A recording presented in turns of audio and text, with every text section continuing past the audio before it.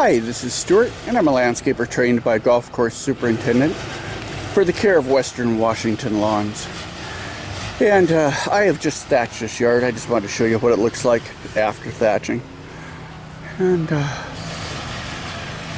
so this pile is what came out of the front lawn. This is fall, and I've got to say right now, this is beautiful thatching weather. This stuff is just so light and fluffy and easy.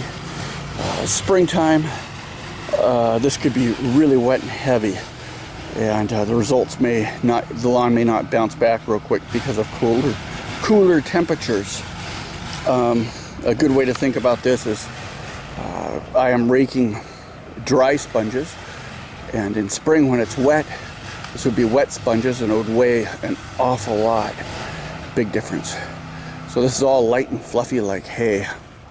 And here's a section that I have thatched, and it's not been raked yet. You notice the irrigation system's been marked prior to my arrival. And thank you for watching my video. I hope you enjoyed it. And if you like it, please subscribe. Thank you.